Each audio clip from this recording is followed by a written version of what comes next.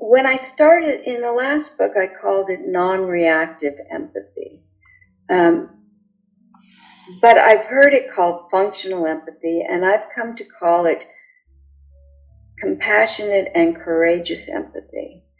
That when people give us, their stories and what they feel about it, that we can fully take in and understand their stories. Empathy just means understanding. It doesn't mean feeling with.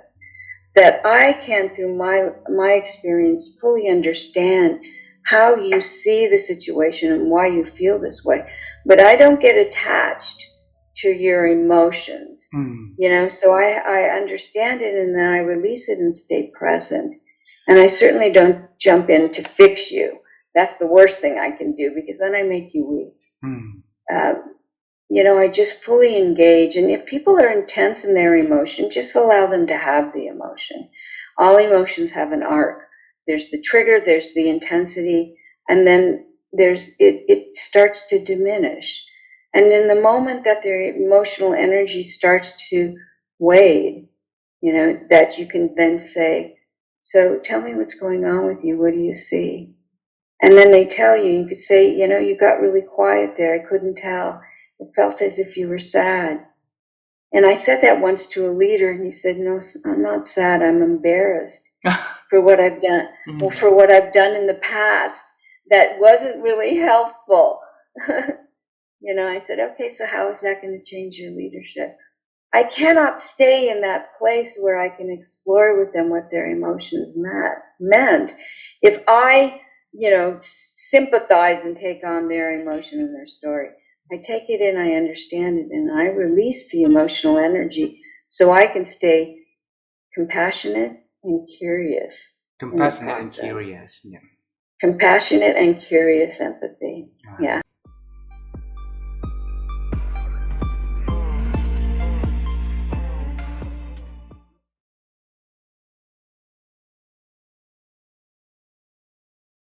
Share with us the wisdom of how we could be happy and enjoy happiness, please. Yeah. Oh boy, luck has so much to do with happiness. Who you're married to,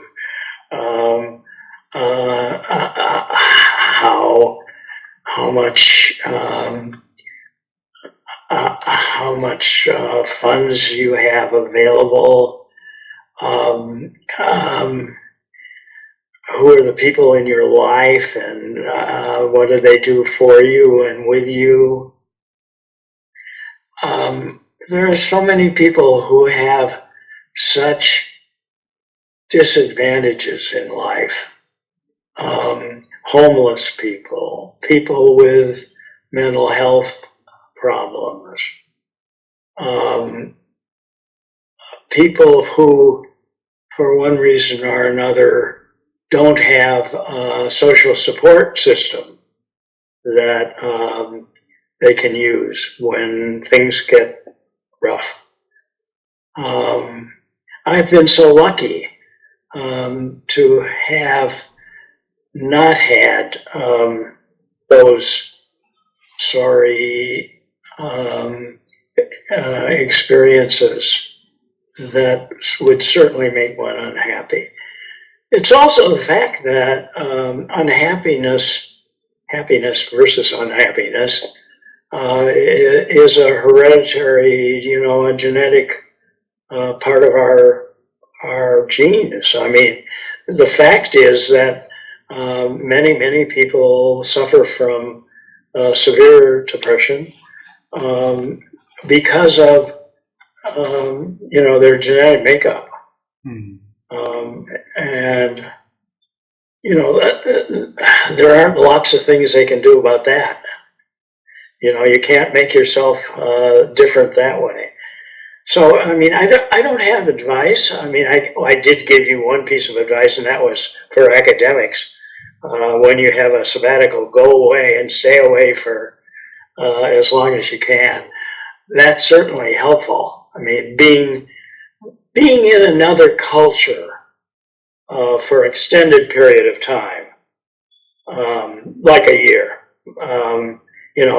That's certainly helpful.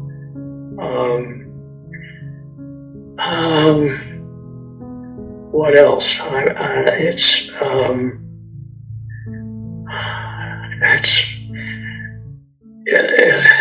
It's all the things that could go wrong that didn't, And it would be very happy for Vivian and I if we can see you and your wife in person.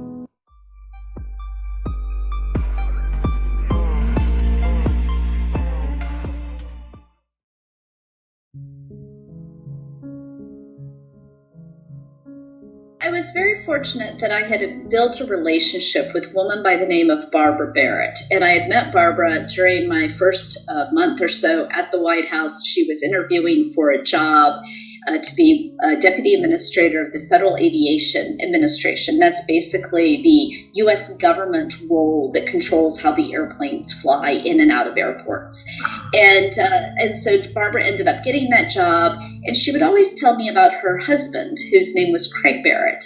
And I was doing my master's thesis at that time while I was working at the White House. I was going to graduate school at nighttime, and my master's thesis was on how the Chinese might utilize what we call dual-use technologies with civilian use and military use, semiconductors and supercomputers. This was 1987, so I was a little ahead of my time.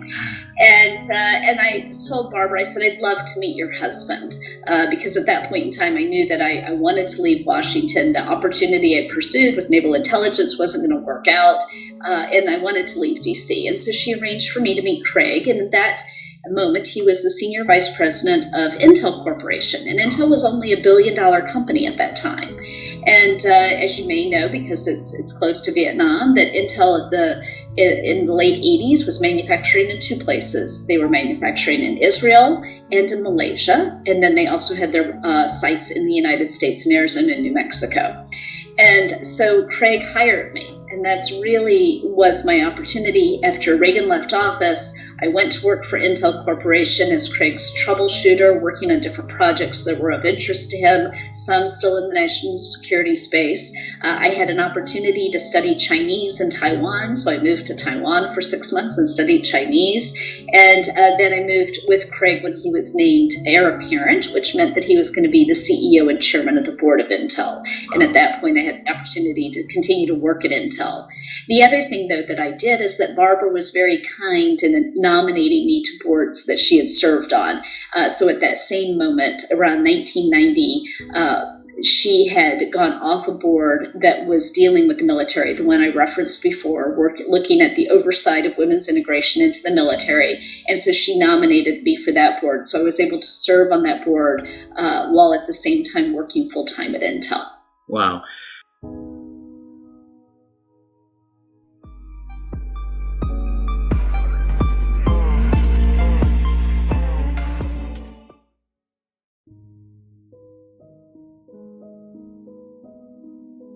So, General Duke, how have you been improved your ability to think over the years?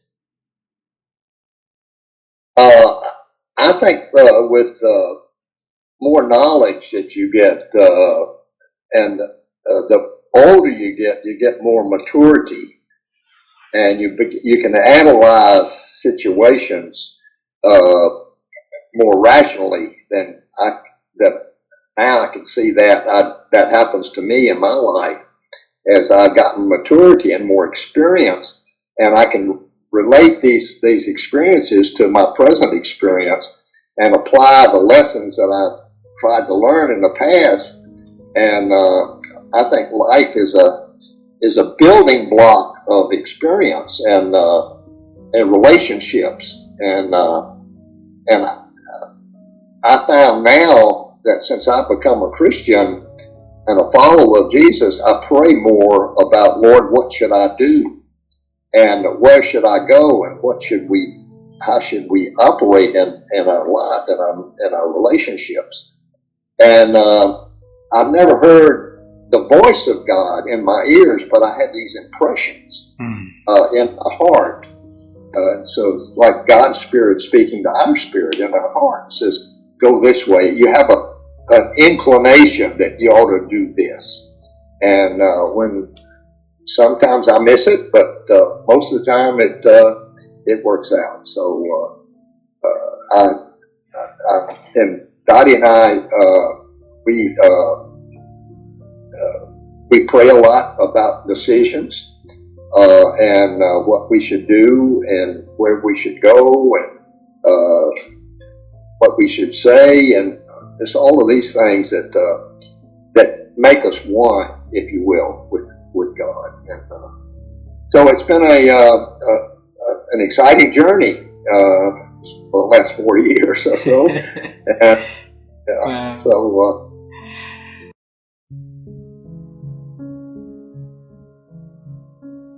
I remember a friend of my mother's bought me a motivational poster for my bedroom when I was maybe 8 or 10. And it was this phrase, it was just a picture of a dog, a husky dog, you know, the dogs that pull a sled across snow.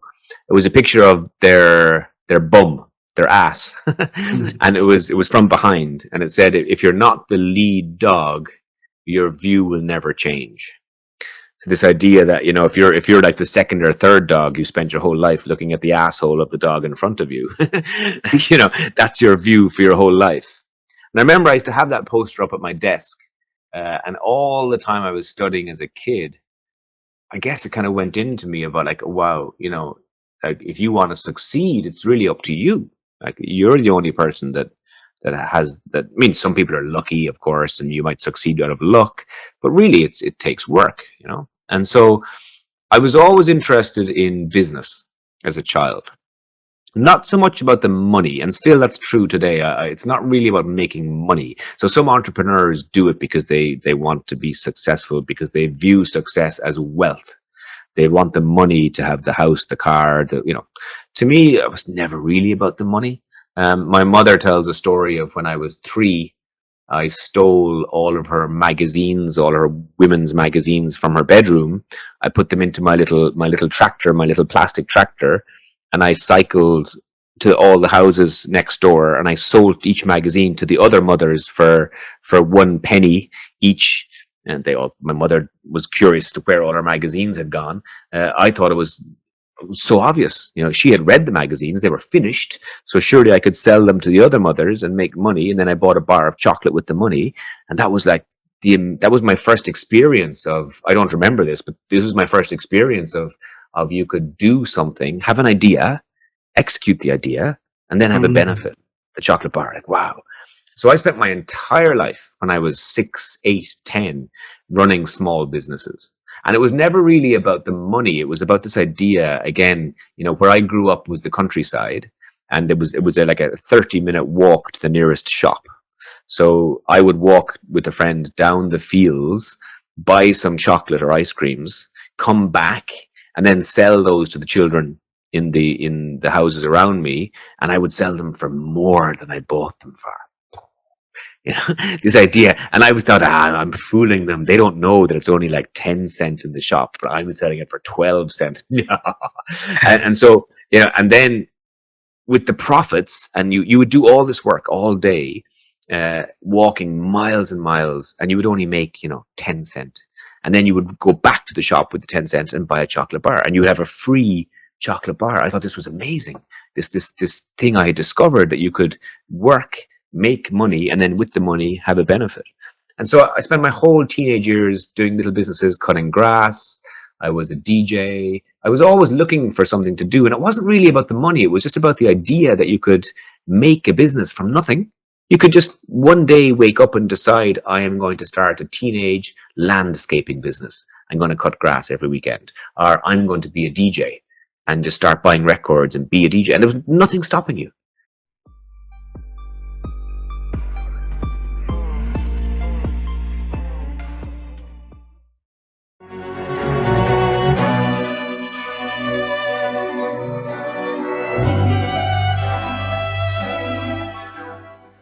Yeah. You know, it's such a great question, because like I remember when I first left Wall Street, my manager said, "You're going to regret this. Like, you are out of your mind." And I think that the way I think about it is that when you disrupt yourself, you're you're doing it because whenever you have a job, let's talk about it in the context of a job. It's doing a functional job and it's doing an emotional job. So functional job, I'm making money, food on the table, I've got a title, I've got a company that I get to associate with that brand. But the emotional job was not getting done. And the emotional job for me was, I feel like there's more for me to do on this planet. Wow. I can't do it here. So I can stay here, but for me, and I think this is, the pain started to be too high of staying where I was.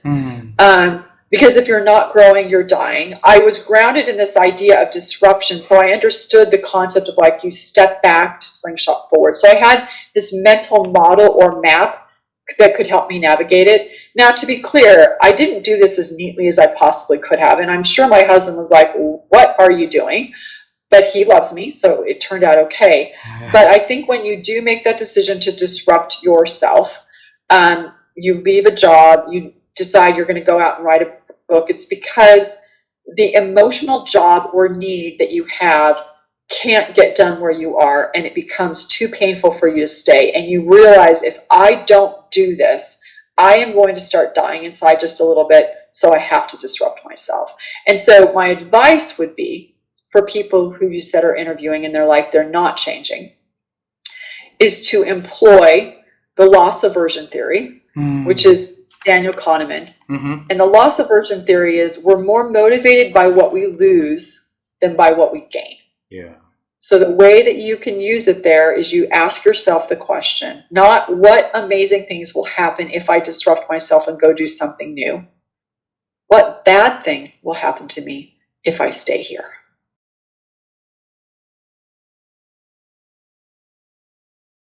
Before I answer that question, there is one important thing to say. Yes. The only person who is in charge of your life and who can make decisions for you, most of the time, if we talk about societies that have that luxury, is you, right? Yes. So if you say like, oh, I can't focus on books, I get distracted, well, that is your choice. You've made this decision, right? Sure, you can be addicted to something, so that is a chemically based decision, and we need to address that. Or maybe it is your desire, so we need to address that. Maybe you have a long-term goal, but you always give preference to short-term things, to short-term needs, and you always satisfy them first. And then you're like, oh, I can't move forward in my life. Well, what do you pay attention to grows, right? And if you pay attention to things that do not propel you forward, well, you're not going to be moving forward.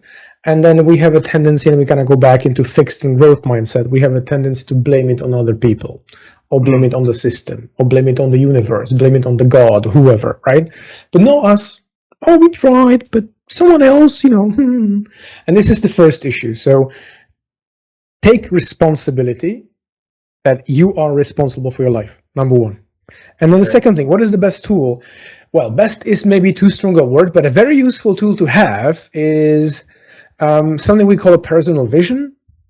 Personal vision. And that is, personal vision. Like, you probably heard of it a million times, but it is a useful thing to have it almost, I would say, written down. It's like, who am I? Not in 5 or 10 years, but who am I in life? Like, what do you want? Who do I want to be? And how is that person defined? And what skills or feelings or observed behaviors define that person? If I look at me and I achieve that, what's different? Right? Where am I going with this, and why? And this is the crucial question. Simon Sinek always says that. Ask the why, right? So why do I want to be that person? What is the motivation to get there? Is my motivation money? Is my motivation greed? Is my motivation power? Is my motivation help? Is my motivation growth? None of that is wrong or bad or good. I don't care about those labels, but it's good to start with, like, who do I want to be and why? What are the steps I need to take to get there? Who can help me on the way? Right? So, and again, what you focus on grows. So focus on being surrounded by people with whom you can have mutually beneficial relationships. So people who will support you, people who will always tell you what they think if you ask them for it. People who are willing to help you out, people who are willing to share and knowledge, but also people who expect from you the same, right? So surround yourself with people like that. Get rid of the freeloaders. Get rid of the people who project envy, who project anger, who project manipulation, because those people will not enrich you in life. They will only take you down. They will only take you down with them. So surround yourself with the right network. Beautiful. Focus on your internal world. That means what's going on inside here. Seek out therapy. Seek out mindset tools. Seek out people who can help you with that in that area as well. Focus on mental resilience. If meditation is your thing, go for meditation or go for calming of your brain. Become more mindful. These would be all the things connected. But I would start with the personal vision. All of the other things are tools, right? But why do you want to be the person you want to be? And what if it happens, right? So then what? Wow. Wow. You mean, what should we do to encourage curiosity? You know, not to encourage curiosity, but what we should stop doing so that we can grow curiosity. Well, so yes, to be honest, scientists don't yet fully know all the reasons why curiosity seems to diminish a bit as kids get older. So every parent who listens to your show knows what it's like to have an 18-month-old. They're curious about everything all the time. They put it in their mouth, they rattle on it, they open it, they ask a million trillion questions, and that diminishes over time. Partly that's because as we get older, we get more familiar with the world around us, so we don't have to ask as many questions about it. And also there are other things that take its place, like not asking questions, but sharing what you already know. So some of that is inevitable. But I would say that one reason curiosity diminishes is because we give kids less permission to ask questions. It's just, so my research shows that when kids get to school, they ask far fewer questions, and they have far fewer opportunities to get answers to those questions, or ask a second question, or they don't get help answering their questions. Like, you could have a kid in school say, why does, I'm trying to think of a good example. Why does butter get hard in some circumstances and melt into a liquid in others? I don't know why I thought of that. That's just because it was breakfast recently here. But breakfast time. But any number of questions. Why is there global warming? Might be a question. And then instead of saying we don't have time for that question, or that's not the topic we're studying now, answer the question, or help your student figure out what they would need to do to get an answer. Because encouraging that curiosity is about the best educational skill you can give them. I know. And you need teachers. You don't just need wild freedom to pursue that. You need help learning how to make your questions better, how to get the right kind of answers that really will answer your question, the right kind of data, and knowing how to assess when your question's been answered. So there's a huge role for teachers and schools to play in that process, but the one thing that schools mostly do is the worst thing, which is to discourage question asking. I know.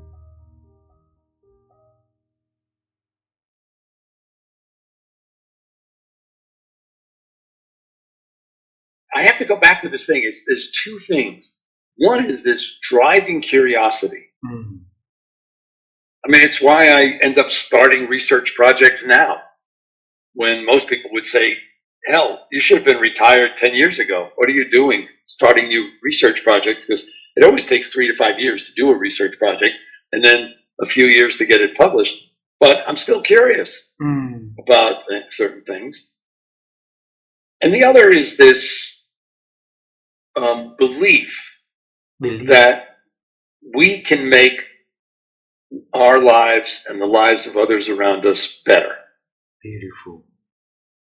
I think, when you stop and look at how little change occurs in a desired direction, and it's amazingly poor results when you actually study that, and you think about all of the things that we as humans do to damage ourselves, like smoking cigarettes or gaining weight or fixating on negative thoughts, or we do to other people. Again, it could be unintentionally, or we could be angry. Things we do to the planet, the things we do to the plants and things around us. It's amazing that we're still here. And not only are we still here, but if you actually study, and this varies by culture, but if you actually study, are people's lives better today than 40 years ago or 30 years ago? The answer is almost completely yes, in terms of square footage of where they live, in terms of caloric intake and their access to food, in terms of healthcare. That's why in most social classes, in most countries and cultures of the world, people are living longer. I mean, we haven't eliminated the germs. What we've done is found ways to battle them. So you look at all these things, and by all of these measures, and this, I mean, you and I are, 8,000 miles apart right now? Something like that? And we're having this conversation about ideas of mutual interest. We've never met. And yet, I'm enjoying your questions. I don't know I hope you're enjoying my answers, but I do. but we're having a conversation that seems to be of interest to both of us. That wasn't possible even 40 years ago. I mean, a smartphone started in 2007. The internet didn't become accessible to most of us till somewhere in the late 90s. And you stop and say, okay, well, back in those days, it was the telephone or the newspaper or the radio. A little bit of the TV, but that was slower. And you stop and say, oh my God, so I look at all of that and I say, yes, there are a lot of things that are wrong that we have to work on and fix. But we're still here. We're still here. And we're still here and doing better than ever before, not for every person, but for more of us than ever before. A higher percentage of the population of the earth does not live under horrendous life-threatening conditions as they did 100 years ago or 200 years ago. True. So you put all that together, and why? It's because as humans, we're very innovative and adaptive. Beautiful. And if my work can help people do that, can help people make that a little bit better, faster, more compassionate, then yes, that's what I'm going to keep working on. Beautiful.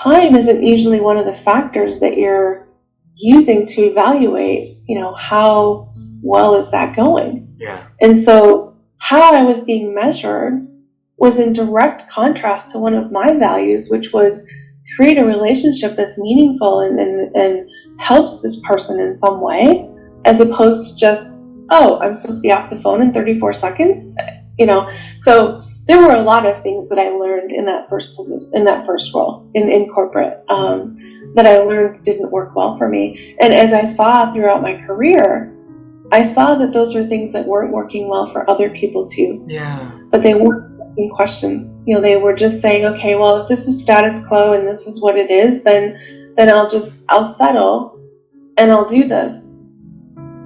And in my world, I kept thinking, there has to be something more. Like, there must be something more. There has to be something that is bigger than this, that contributes more to the world, that makes a difference and that matters. And so I set out to really understand what was that, and how could I help other people find that too. Beautiful.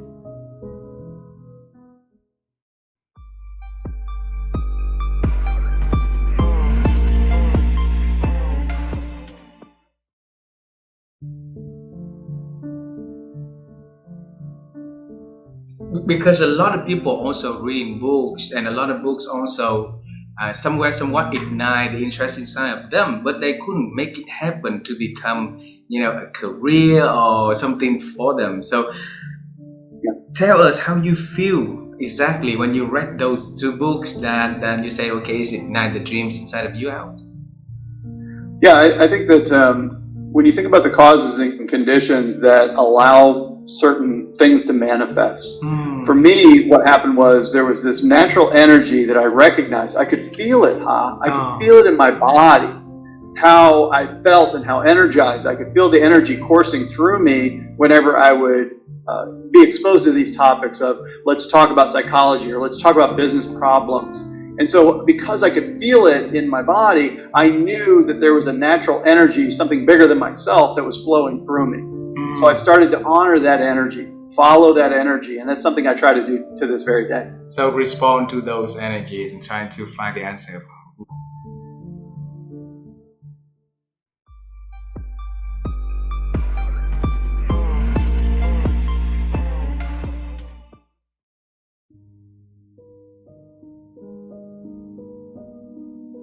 Well, you're talking about just a relationship, not marriage, just I mean marriage, yes. Marriage, okay, marriage. Okay, yes, once you're married, to know that God hates divorce. And so he gives condition for divorce if there's adultery that happens. Otherwise, he wants people to stay together. Of course, I would think, if you're beat up and abused, there's certainly that situation too. But the Lord can heal it. He can heal it. I felt like we were totally different people. We should never have been married. That I was a very certain person this way, and he was a certain person that way, and it was just opposites. And somehow opposite seems to attract. And I think it helps to mold us a little bit better, so we get a little bit more in the middle. But just forgiveness really is a very, very important thing. To forgive when you're going to hurt each other, you're going to have times that are bad. To forgive and then commit yourself to love, and to realize that Jesus is the one that will be the perfect one. Jesus is the one that will love you all the time, no matter what. He'll love you. He'll forgive you. Your husband might not forgive you, but he will. The Lord will. And so just if your husband doesn't know the Lord and you do what the Lord wants you to do. Wow. And follow that. You don't have to try to shake them up and do anything like that. You just love them and let God take care of them. But you do what God wants you to do. And the first thing you need to do is turn your life over to the Lord and just say that you believe that Jesus did die for you on the cross. He is God incarnate, and he's with the Father in heaven. How to explain the Trinity, nobody's been able to really explain that well. Yeah. I've heard it said with water can be ice, water can be steam, and water can be physical. So yeah, it could be, you could look at it like that. But anyway, there are three parts to the one God. Wow. It's one God. but turn your life over. But it has to be through Jesus. Yeah. And the Bible is very clear saying that there's no other name by which you can be saved. Only way to God is through Jesus. He's the way, the truth, the life. And so that's the only way. It has to be Jesus. And the Lord made that very clear to me. I had some sects come and visit me after that, and the Lord said, no, on the Bible, Jesus, that's who the one is that you're following, and that's who you stay with. And because there can be sects that are wrong. And by sects, I mean people that don't believe Jesus is God. That's really the criteria. Because there's certain people that might call themselves Christians, like Mormons. They don't believe, they believe Jesus is a God, not the God. Yeah. Wow. So there's a difference there. So just turn your life over to him and just walk with him as close as you can.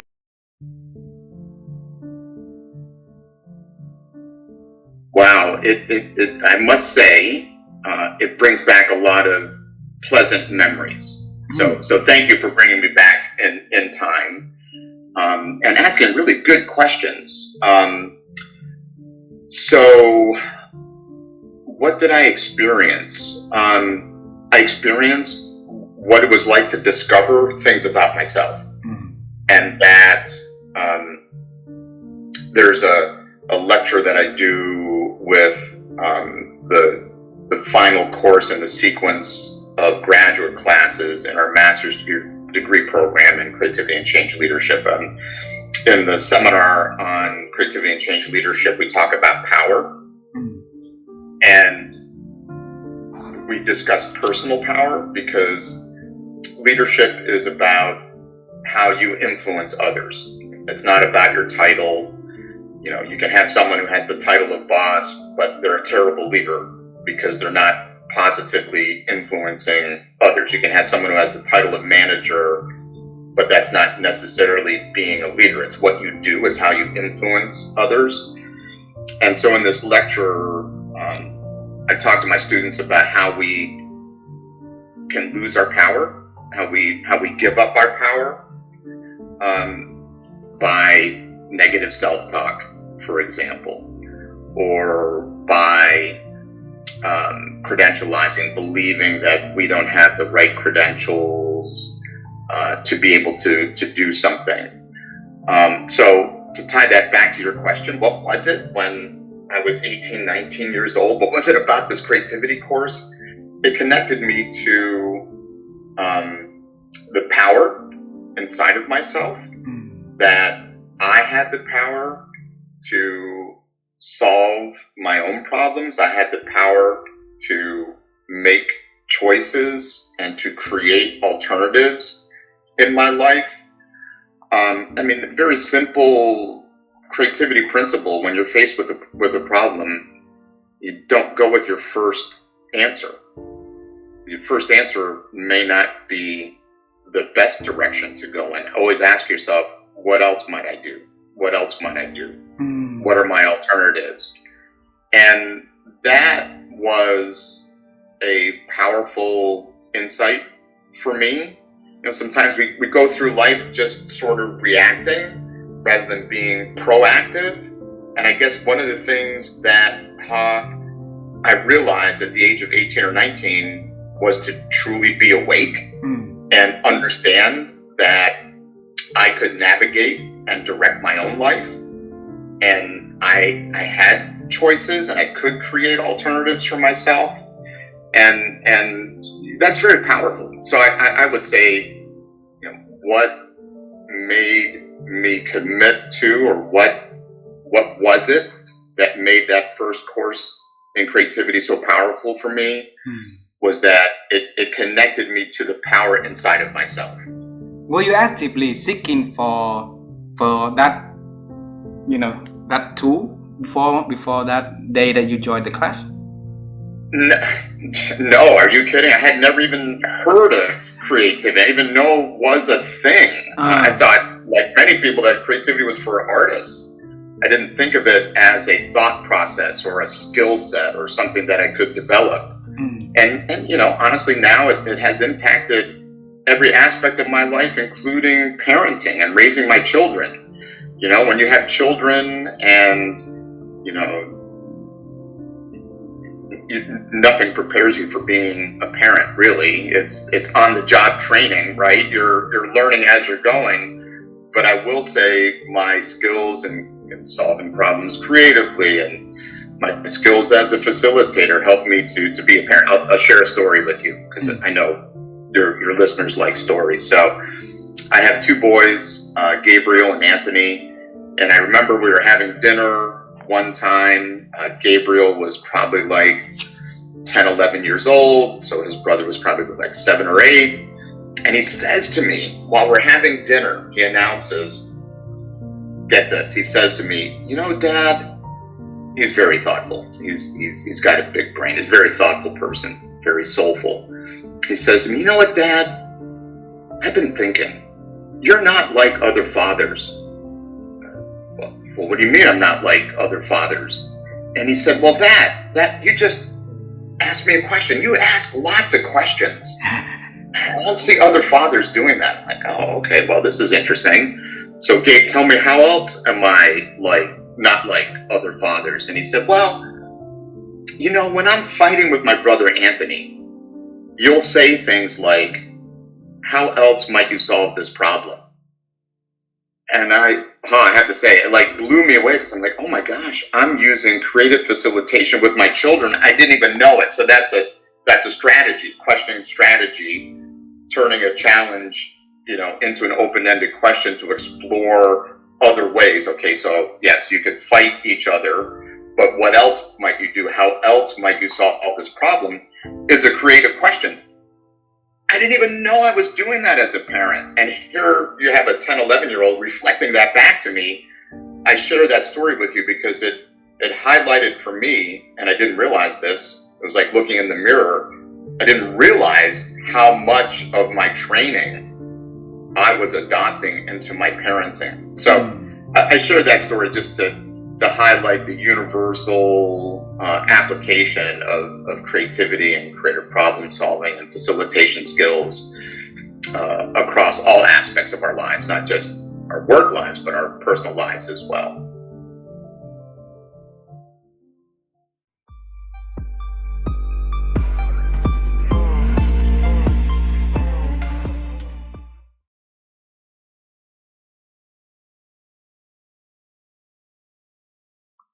I cannot tell you how important it is for you in any conversation to fully understand what does this person want that they don't have now. So when people come to us in coaching, and even employees to their leaders, and they have a problem, they have a challenge, and we're not there to solve their problem and their challenge. We're there to open their awareness as to what they may do next. I've recognized most people, they know what to do, they're just afraid to do it. I don't have to say what you should do, or what have you thought about it. I want to hear your story first. So tell me how you see the situation that's making it a challenge for you. And then I listen to their story. And within the story, there's key words and phrases and repeated things that are most important to them. And the words after but. Yeah, I really want to connect with my team better, but they're so upset about what's happening in the company, I can't.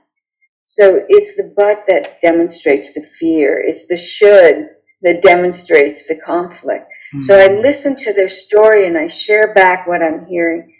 And I could be wrong, but the sharing back helps people to feel seen, heard, and valued. And they'll go deeper with you when they feel seen, heard, and valued. So do not jump in and tell them what to do. Help them feel seen, heard, and valued. And eventually they'll tell you what it is they want, and then you catch that. And I hear what you're saying, that you think it may not happen, but this is what you want. Is this what you want to work on to create or change? And then I have to see the picture of what you want and never assume I know what you mean. Yeah. So if you say I want better relationships, what do you mean by better relationships? What does it look like? What would you like as an outcome? And who would you be if you were in that moment and you had a good relationship? I need to understand those things first.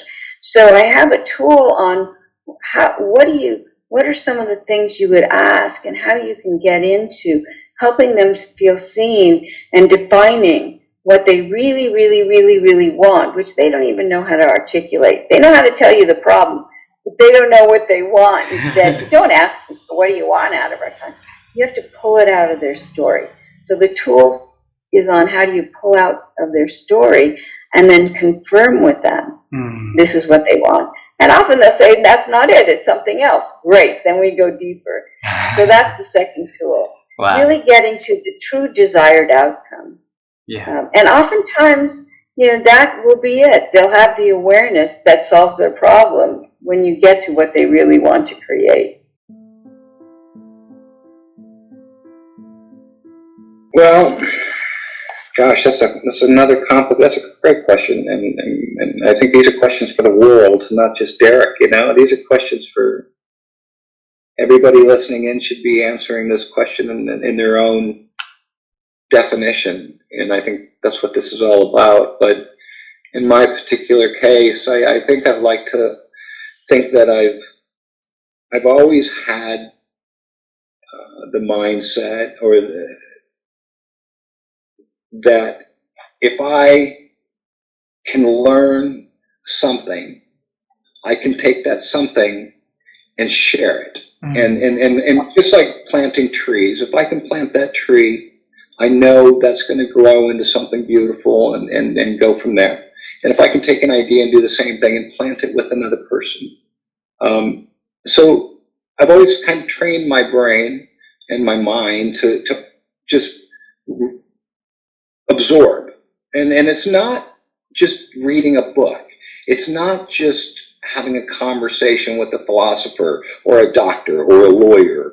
It's about noticing everything in between. And to me, the study of life is everything in between. So when I look to the left over at that beautiful tree in my yard, and then I look over here at that beautiful mountain, I know both items exist. But what's important to me is how much I missed in between. Looking from the tree to the mountain, there's so much here in front of me between looking at the tree and the mountain that I'm teaching myself to recognize every situational and item in that transfer of vision over to the next view. So it's almost like I'm scanning as I go. And so instead of the tree and the mountain being the items of importance or what I'm acknowledging or what have you, I'm trying to pay attention to, after the tree there was a homeless guy sitting on the corner that needed $1. And after the homeless man there was a sign on the store that said closed for business. Then I want to recognize all the moments and things in between that next item, so I absorb and retain everything needed, everything I need to make my next move.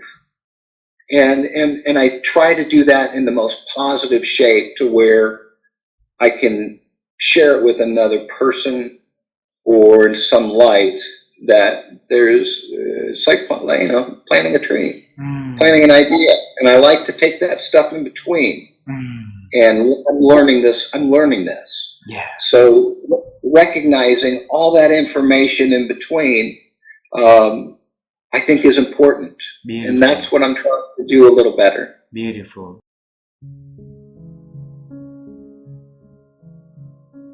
In my job as head of R&D, and I'd come up through product development, that was all about designing and writing workshops. So, and these were not, people often think, a corporate workshop, that means you did some PowerPoint slides. No, this was like we did serious research, and then we created these very well-designed learning experiences that included, instructor materials and participant materials. And so I was kind of writing books in a way, all the way along. But Forum also had a tradition of putting out books. So the executives often would, like any consulting firm, they always like you to have a book, or they like to publish books. So when I joined the leadership team as Executive Vice President R&D, I realized that I was now in a position to be the author of the next book, of the company's next book. There wasn't anybody in a better position, because as the head of research and development, it would naturally be me. So again, being sort of an opportunist, I thought, I've always wanted to write a book, and by gosh, I'm going to do it. So I had the resources, I had the authority, I had the idea to Strategic Speed, which is about, the subtitle is Mobilize People, Accelerate Execution. So Strategic Speed is all about how do you really accelerate execution in organizations. And surprise, it turns out it's all about the people, right? It's not about the technology, it's not about the process improvement, it's about the people. So we launched a research project on that, and I knew I could write, and I wanted to write. So we hired a ghostwriter to help our team, because I didn't have a lot of time to write a book. So we hired somebody to sort of move the process along. And that worked out well. But again, it was collaborative. We had a team with researchers and this ghostwriter and me, and then our CEO also was helping as well. So yeah, it was a great experience, and it was the result of me as the little girl saying, one day I'm going to write a book. And so I did. Let's travel back into that little girl, Jocelyn. When that little girl wanted to write a book, right? What ideas or what kind of book did you think that she's gonna write about? Any ideas? Yeah, no, I did not think I was going to write Strategic Speed.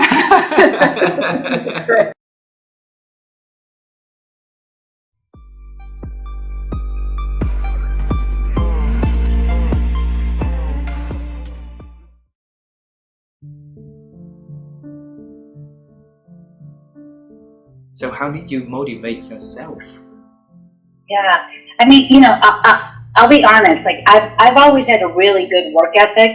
As a lawyer, I'm used to putting in the hours, and so putting in the hours and being disciplined, that wasn't anything new for me. That's something that I've done my whole career, and that's the kind of Asians, Indians, we're all kind of raised in that mentality, that mindset. My parents are always like, work hard, keep your head down, work hard, and you'll get successful. So I already had that mindset. But when I was dealing with not seeing results right away, whenever I would start to feel frustrated, or I feel like, okay, this isn't happening, maybe this isn't for me. Again, it's all about the people you support yourself with. I had some good friends that I can turn to ask for advice.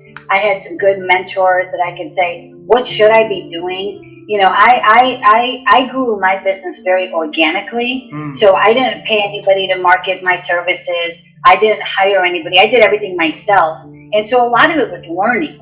And so whenever I would hit those points where I'm like, it's not happening quick enough, I would ask myself the question, well, what can I do to make it happen quicker, right? And so I was always looking to learn so that I can evolve, and leveraging technology, is like, how do I use technology? The pandemic, prior to the pandemic, I never even used Zoom before, right? And so we got Zoom, and so that really took my business to a whole nother level, because now I do trainings for clients in India and South Africa. I've got clients all over, and I could do that from home, right? So constantly evolving and growing. And the other part of what I did was a lot of self-care, right? So I realized, early on that this wasn't going to be an easy road. And I've seen my parents and a lot of my family members have also had their own businesses struggle with health, and with not taking good care of themselves. So taking care of myself from a physical perspective, from a mental perspective, also from a spiritual perspective,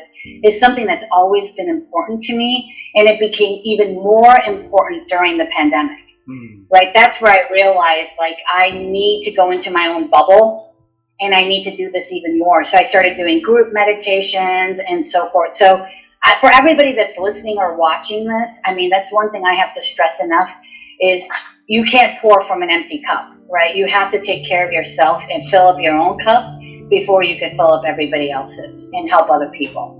Beautiful. And thank you for reminding that.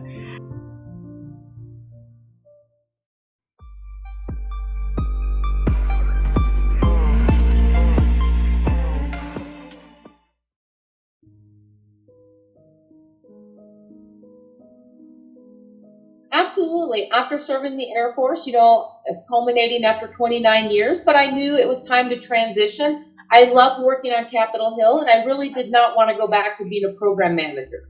Although I loved it, it was exciting. I knew that it was time to end that chapter and start the next. And so I was letting everyone know. So this is great for your audience too. It's always about networking, letting people know what you need, building that network throughout your career so that people can help you. So I was letting people know I'm going to retire from the Air Force. Please keep me in mind if you hear of opportunities. And one day, the chief operating officer job position came across my desk because somebody sent it to me and said, hey, in case you know anybody. Well, I did know somebody, me. But once again, I wasn't sure that was for me because what is a chief operating officer, right? I'd been in the Air Force 29 years. What's a chief operating officer? And in my mind, I had these blinders kind of on. I was a program manager, or I worked on Capitol Hill, so that makes you government affairs or legislative liaison. And COO wasn't really in the picture. So I kind of looked at it and I said, I wonder if I should apply for this job to be this chief operating officer at Space Foundation. And fortunately, one of my friends I work with, I talked out loud. She said, you should never disqualify yourself from something you haven't been offered. And so I share with you and your audience, how many times has something come across an opportunity, and because you weren't sure it was right for you, you disqualified yourself from it. You weren't even offered the job, but you just took yourself even out of the race. You didn't even start the race. You just decided, I'm not even going to run the race because I can't win the race. So I share with you and your audience, take those blinders off. Be open to new experiences. Maybe it doesn't look like what you think it should. Maybe it's not exactly what you thought you should do, but give it a try. Don't ever disqualify yourself from something you haven't been offered. Wow.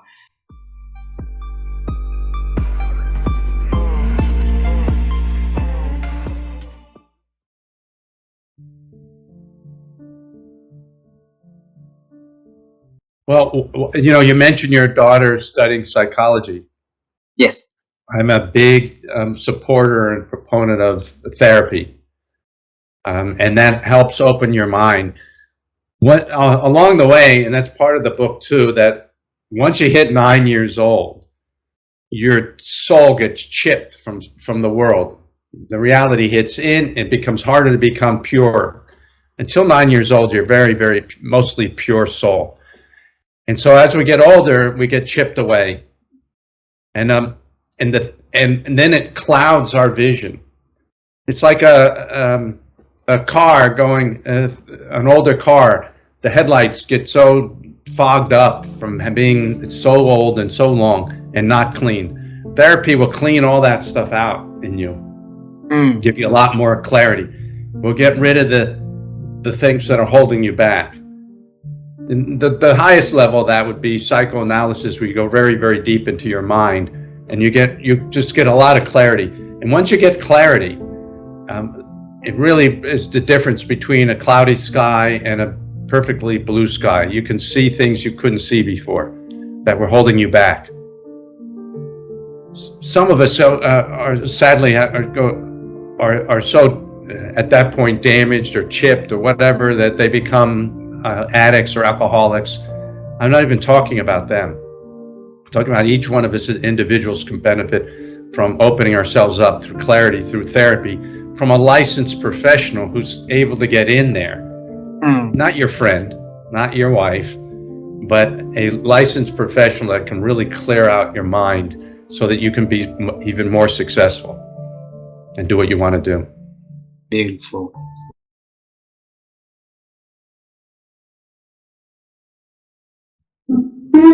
Oh boy, that would be a great article to write. That's kind of my way of thinking, of saying that would be a good one to think really deeply about. I love that. Yeah, how do we get more curious? I think we give ourselves permission to explore, right? Like sometimes we don't take the time. Like, I don't know, we're having a conversation with somebody at dinner and we get curious about, I don't know, some aspect of history, and we Google it and find the answer and then we're done. I think if we give ourselves permission to explore more deeply, that's a really good thing. I think we can give ourselves permission to explore broadly. Like, I might be fundamentally interested in, I don't know, horticulture, but I can explore more deeply in more elements of nature and biology and ecology potentially. So explore broadly. I think we can also give ourselves permission, right? I think another thing we can do to enhance our curiosity is to expand our networks. Like our algorithms work too well.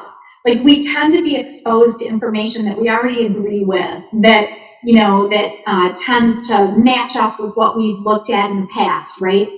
And better for us would be to expose ourselves to more different points of view, even if they digress from our belief system, right? Like when we expose ourselves to lots of different kinds of thinking, that helps us to expand our perspectives and helps to make us more curious and more empathetic. So when we can invite in a different opinion, when we can invite in a different person, when we can invite a conversation with somebody who maybe will debate with us and help us to really expand and enhance our own thinking, I think that's a really good thing. Like, sometimes we don't always want to agree with the people around us. We want to furrow our brow and scratch our heads and say, hey, wait a minute, tell me more about that, right? So I think those are things that can help us be more curious. Beautiful.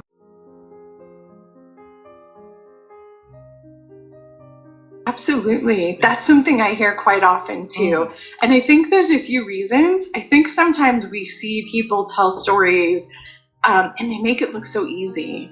Maybe it's a keynote speaker or maybe a TED speaker or someone that they just make it look easy. And what you don't see is all the preparation that went into their stories.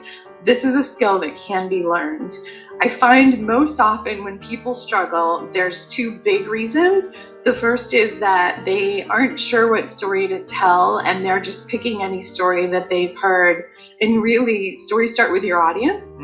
Because whenever you're telling a story, there's something that you want your listener to know, think, feel, or do. And you want to get clear on that, even if you know the story that you're going to tell. And when you get clear on that, it makes it so much easier to connect what you're saying to the person listening.